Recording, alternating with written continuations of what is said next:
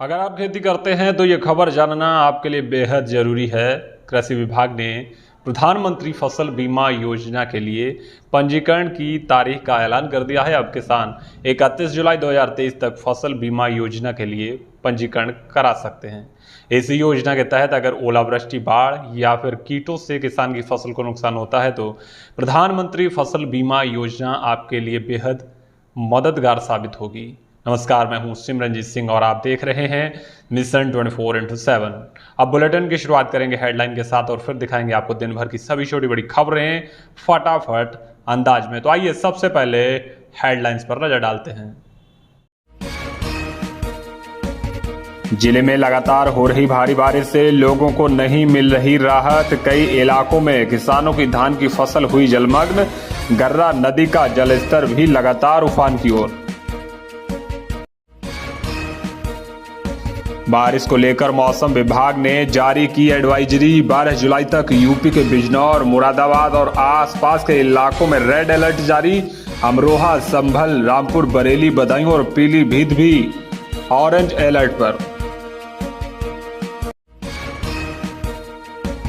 राष्ट्रीय गौरक्षक संघ ने प्रधानमंत्री को संबोधित ज्ञापन प्रशासन को सौंपा। कलेक्ट्रेट पहुंचे गौरक्षकों ने की नारेबाजी। गौरक्षक बोले, जनसंख्या नियंत्रण कानून बनाया जाए। लगातार बढ़ रही जनसंख्या देश के विकास के लिए बन रही है बड़ी बाधा।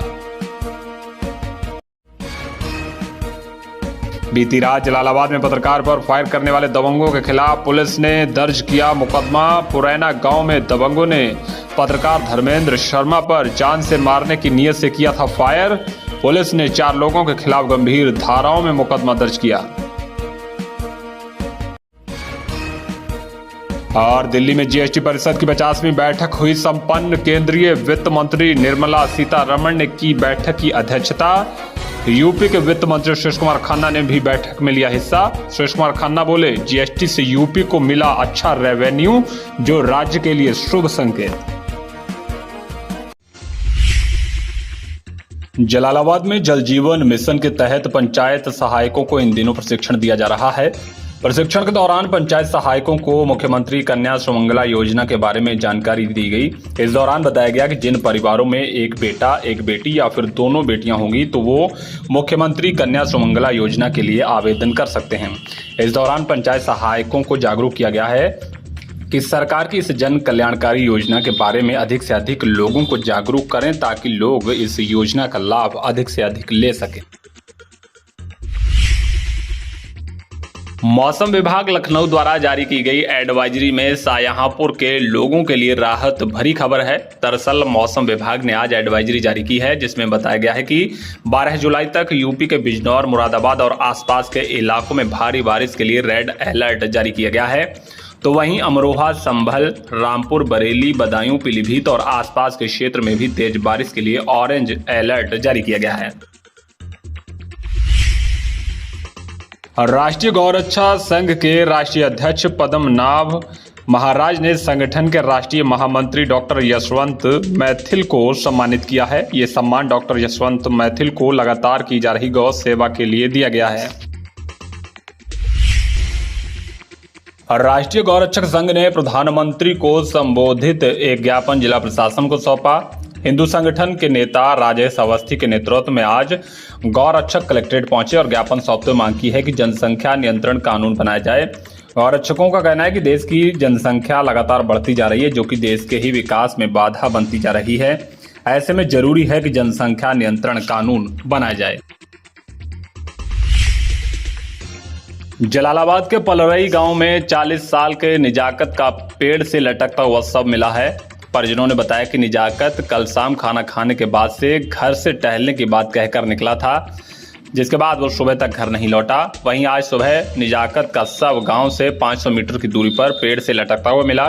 परिजनों ने बताया कि निजाकत मानसिक तौर पर बीमार रहता था। फिलहाल परिजनों की सूचना के बाद पहुंची पुलिस ने शव को कब्जे में लेकर पोस्टमार्टम के लिए भेज दिया है। प्रधानमंत्री फसल बीमा योजना में पंजीकरण कराने के लिए सरकार ने अंतिम तिथि 31 जुलाई तय कर दी है। कृषि विभाग ने अपने ट्विटर हैंडल पर जानकारी शेयर करते हुए लिखा है कि ओलावृष्टि, बाढ़ और कीटों से होने वाले नुकसान से बचने के लिए प्रधानमंत्री फसल बीमा योजना का लाभ लें। इस दौरान बताया गया है कि अगर आपने फसल बीमा के लिए पंजीकरण नहीं कराया है तो 31 जुलाई तक पंजीकरण जरूर करा लें। वहीं प्रधानमंत्री फसल बीमा योजना से जुड़ी अधिक जानकारी के लिए क्रॉप इंश्योरेंस ऐप को डाउनलोड कर सकते हैं। एसपी अशोक कुमार मीणा आज कांट पहुंचे। यहां उन्होंने थाने का निरीक्षण किया। इस दौरान एसपी ने कार्यालय, महिला हेल्पलाइन और कार्यालय अभिलेखों का गहनता से निरीक्षण किया। वहीं इस दरमियान उन्होंने थाना परिसर में साफ सफाई को लेकर भी निर्देश दिए। एसपी ने थानाध्यक्ष से आगामी त्योहारों को सकुशल संपन्न कराने को कहा। एसपी ने कहा कि सावन महीने में कांवड़ यात्रा चल रही है और कांवड़िया फर्रुखाबाद से गंगा जल लेकर जलालाबाद और कांट के रास्ते होते हुए गोला गोकर्ण नाथ के लिए जाते हैं। ऐसे में कांवड़ियों को रास्ते में किसी भी प्रकार की कोई दिक्कत ना हो, इस बात का खास ख्याल रखा जाए। तिलहर में हुई भारी बारिश के बाद नेशनल हाईवे पर जल भराव हो गया। दरअसल जिले में लगातार बारिश हो रही है, जिसके बाद अब सड़कों पर भी जल भराव की समस्याएं सामने आने लगी हैं। तस्वीरें तिलहर में नेशनल हाईवे की हैं, जहां पर हाईवे पर पानी भरा हुआ है। लोगों का कहना है कि हाईवे पर पानी भरा होने की वजह से कभी भी कोई राहगीर हादसे का शिकार हो सकता है। यूपी सरकार के वित्त मंत्री सुरेश कुमार खन्ना ने सिख धर्म के 8वें गुरु श्री गुरु कृष्ण साहिब के प्रकाश पर्व की शुभकामनाएं दी हैं। सुरेश कुमार खन्ना ने ट्वीट करते हुए लिखा कि बाला प्रीतम के नाम से प्रसिद्ध सिख धर्म के 8वें गुरु श्री गुरु हरकृष्ण साहिब जी के प्रकाश पर्व की हार्दिक शुभकामनाएं। नगर निगम की मेयर अर्चना वर्मा आज बाबा वनखंडी नाथ मंदिर में भगवान भोलेनाथ के दर्शन करने पहुंची। अर्चना वर्मा ने वनखंडी नाथ में भगवान भोलेनाथ को बेल पत्र अर्पित कर जलाभिषेक किया। इसके बाद अर्चना वर्मा महानगर के गली मोहल्लों में निकल गईं। यहां उन्होंने कई जगह पर गंदगी देखकर कर्मचारियों को फटकार लगाई। साथ ही कहा कि सावन के पवित्र महीने में साफ सफाई का विशेष तौर पर ध्यान रखा जाए। पहाड़ों के बाद अब मैदानी इलाकों में लगातार हो रही बारिश से गर्रा नदी का जलस्तर लगातार बढ़ रहा है। दरअसल पिछले कई दिनों से पहाड़ों पर भारी बारिश हो रही थी, तो मैदानी इलाकों में भी अब मूसलाधार बारिश हो रही है, जिसकी वजह से गर्रा नदी का जलस्तर लगातार उफान की ओर बढ़ रहा है। नदी का जलस्तर बढ़ने से नदी किनारे रहने वाले लोगों के दिलों की धड़कनें तेज हो गई हैं। हालांकि प्रशासन का कहना है कि अगर नदी का जलस्तर खतरे के निशान की ओर बढ़ता है तो ऐसी स्थिति से निपटने के लिए सभी व्यवस्थाएं दुरुस्त कर ली गई हैं। थाना अल्लाहगंज के इस्लाम नगर में बैंक कर्मचारी का पेड़ से लटकता हुआ शव मिला है। इस्लाम नगर का रहने वाला 35 वर्षीय राजेश बैंक में चतुर्थ श्रेणी कर्मचारी के पद पर तैनात था, जो कल शाम को बैंक बंद होने के बाद घर नहीं पहुंचा। इसके बाद परिजनों ने राजेश की कई जगह पर तलाश की, लेकिन उसका कोई सुराग नहीं लगा। वहीं आज सुबह गांव के बाहर जामुन के पेड़ से लटकता हुआ राजेश का शव मिला। शव मिलने के बाद परिजनों का रो रो कर बुरा हाल है। वहीं सूचना के बाद पहुंची पुलिस ने शव को कब्जे में लेकर पोस्टमार्टम के लिए भेज दिया है। आज शाहजहांपुर में राष्ट्रीय शैक्षिक महासंघ ने गुरुवंदन कार्यक्रम मनाया। कार्यक्रम का आयोजन संजय कुमार सरस्वती विद्या मंदिर इंटर कॉलेज में किया गया था। कार्यक्रम में बतौर मुख्य अतिथि जिला बेसिक शिक्षा अधिकारी रणवीर सिंह पहुंचे, जिन्होंने मां सरस्वती के चित्र पर पुष्प अर्पित कर कार्यक्रम का शुभारंभ किया। जिला बेसिक शिक्षा अधिकारी ने कहा कि गुरु राष्ट्र के असल निर्माता हैं। गुरु ही सुयोग्य नागरिकों का निर्माण करते हैं। जिले में लगातार हो रही बारिश से लोगों को राहत नहीं मिल रही है। दरअसल लगातार हो रही मूसलाधार बारिश से किसानों की परेशानी बढ़ती जा रही है। तस्वीरें सिंधौली क्षेत्र की हैं। यहां आज दोपहर में करीब 1 घंटा लगातार मूसलाधार बारिश हुई, जिससे कई किसानों की धान की फसल पानी में डूब गई। किसानों का कहना है कि पिछले कई दिनों से भारी बारिश हो रही है, जिसकी वजह से उनकी धान की फसल खराब हो रही है। साथ ही कई खेतों में अभी भी धान की रोपाई नहीं हो पाई है। ऐसे में धान की रोपाई भी लेट हो रही है।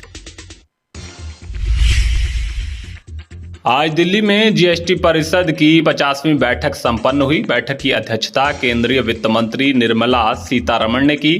इस मौके पर यूपी सरकार के वित्त मंत्री सुरेश कुमार खन्ना ने भी जीएसटी की 50वीं बैठक में हिस्सा लिया। इस दरमियान वित्त मंत्री सुरेश कुमार खन्ना ने मीडिया से बातचीत करते हुए कहा कि जीएसटी से यूपी को अच्छा रेवेन्यू मिला है, जो कि राज्य के लिए शुभ संकेत है। सुरेश कुमार खन्ना ने कहा कि जीएसटी रजिस्ट्रेशन अब सख्त किया जा रहा है और अगर किसी ने भी जीएसटी में कोई फ्रॉड किया तो उसके खिलाफ कार्रवाई भी होगी। जीएसटी की 50वीं बैठक में जीएसटी परिषद एक यात्रा की ओर 50 कदम नाम की एक लघु फिल्म भी जारी की गई। उत्तर प्रदेशीय प्राथमिक शिक्षक संघ के प्रतिनिधिमंडल ने पुलिस अधीक्षक अशोक कुमार मीणा से शिष्टाचार भेंट की। प्रतिनिधिमंडल संघ के प्रांतीय महामंत्री संजय सिंह के नेतृत्व में पुलिस अधीक्षक से मिलने पहुंचा। इस मौके पर जिला मंत्री देवेश वाजपेयी, जिला कोषाध्यक्ष रविंद्र पाल प्रजापति, जिला मीडिया प्रभारी राजकुमार तिवारी, ब्लॉक अध्यक्ष सिंदौली नवेंदु मिश्रा और अरविंद त्रिपाठी ने पुलिस अधीक्षक को पुष्प गुच्छ भेंट कर स्वागत किया। जलालाबाद के पुरैना गांव में बीती रात पत्रकार पर फायर करने वाले दबंगों के खिलाफ पुलिस ने मुकदमा दर्ज कर आरोपियों की तलाश शुरू कर दी है। दरअसल घटना बीती रात की है, जब पुरैना गांव के रहने वाले पत्रकार धर्मेंद्र शर्मा के बेटे शिवम से गांव के ही दबंग शराब पीने के लिए जबरन पैसा मांग रहे थे। जब इस बात का विरोध किया तो दबंगों ने गाली गलौज करते हुए पत्रकार धर्मेंद्र शर्मा पर जान से मारने की नीयत से फायर झोंक दिया। गनीमत रही कि इस दौरान धर्मेंद्र बाल बाल बच गए। घटना के बाद पुलिस ने फायर करने वाले शेखर, गोविंद, सुरेंद्र और नरेश के खिलाफ जान से मारने का प्रयास करने, गाली गलौज करने और धमकी देने की गंभीर धाराओं में मुकदमा दर्ज कर लिया है और आरोपियों की तलाश शुरू कर दी। कलान क्षेत्र के पृथ्वीपुर गांव में 34 वर्षीय अशोक कुमार का शव नदी में तैरता हुआ मिला है। परिजनों का कहना है कि अशोक शराब पीने के बाद अपने साथियों के साथ जुआ खेलने के लिए गया था, जिसके बाद से उसका कोई पता नहीं चला। वहीं आज उसका शव नदी में तैरता हुआ मिला है। परिवार वालों ने अशोक के ही साथियों पर हत्या कर शव नदी में फेंकने का आरोप लगाया है। फिलहाल सूचना के बाद पहुंची पुलिस ने शव को कब्जे में लेकर पोस्टमार्टम के लिए भेज दिया है। शाहजहांपुर के अहमदपुर टिक्कल प्राथमिक विद्यालय में बच्चों को कीड़े वाले आटे से बनाई गई रोटियां परोसे जाने का मामला सामने आया है। दरअसल प्राथमिक विद्यालय में स्कूली बच्चों को मिड डे मील में खाना परोसा गया, जिसमें रोटियों में कीड़े देखने को मिले हैं। रोटी में कीड़े मिलने की बात बच्चों ने अपने घर पर बताई, जिसके बाद अभिभावक स्कूल पहुंचे तो स्कूल की रसोई में रखे हुए आटे में कीड़े बजबजा रहे थे। हालांकि शिकायत मिलने के बाद बीएसए ने मामले में जांच के आदेश दे दिए हैं। बीएसए का कहना है कि जांच के लिए कमेटी बना दी गई है, जो भी दोषी होगा उसके खिलाफ कड़ी कार्रवाई की जाएगी। दिल्ली की एक संस्था कैपिटल फाउंडेशन सोसाइटी इस वर्ष का विनोबा भावे नेशनल अवार्ड शाहजहांपुर के प्रसिद्ध समाजसेवी विनोबा सेवा आश्रम के संस्थापक रमेश भैया को देने की घोषणा की है। ये संस्था अलग अलग क्षेत्रों के 11 लोगों को हर वर्ष पुरस्कार प्रदान करती है। रमेश भैया के अलावा राज्यसभा के उपसभापति हरिवंश और प्रसिद्ध उद्योगपति कुमार मंगलम बिड़ला सहित 10 लोगों को अवार्ड दिया जाएगा। पुरस्कार वितरण का ये कार्यक्रम 13 अगस्त को दिल्ली में आयोजित किया जाएगा।